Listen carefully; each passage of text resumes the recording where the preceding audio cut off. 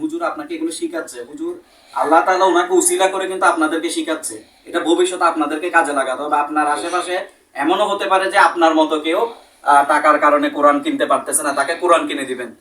যেহেতু আপনি এখন হাফেজ হবেন, সামনে আপনারা অন্যদেরকে শিখাবেন, দায়িত্ব আছে অনেক এখন আপনাদের।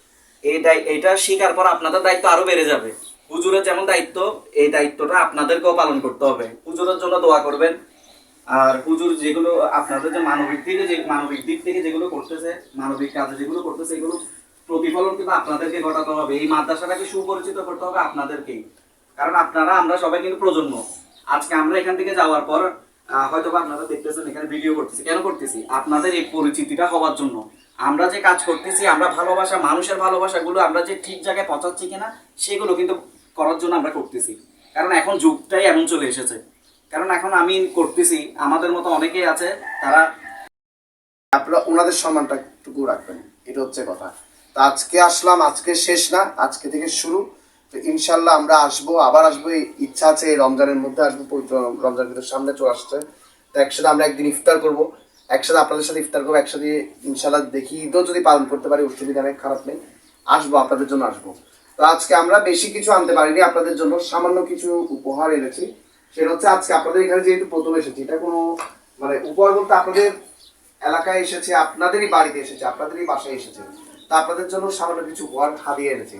এগুলো হচ্ছে এই কম্বল। তো আপনারা জানেন অনেক শীত, আমাদের এই প্রজেক্ট যেটা আমরা করছি এটার নাম হচ্ছে আসল উষ্ণতা ছড়াই। উষ্ণতা অর্থাৎ গরম। এই যে শীতের মধ্যে যে গরমটা দরকার, এই গরমটা আমরা ছড়াচ্ছি এই কম্বলের মাধ্যমে।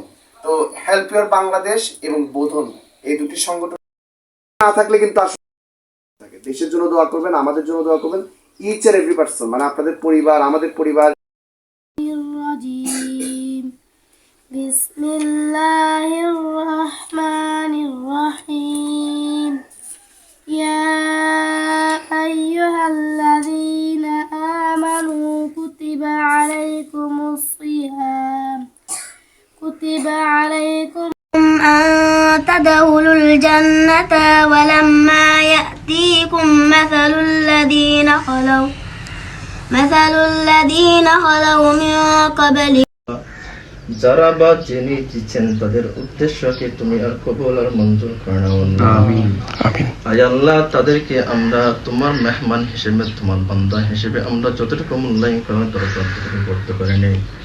মাওলা, যারা যে উদ্দেশ্যে দিচ্ছেন তুমি তো তাদের মনের কথা ভালো করে জানো। তাদের মনের আশা এবং আকাঙ্ক্ষা যেটা আছে সম্পূর্ণ তোমার দরবারে কবুল আর মঞ্জুর ফরমাও। আমিন।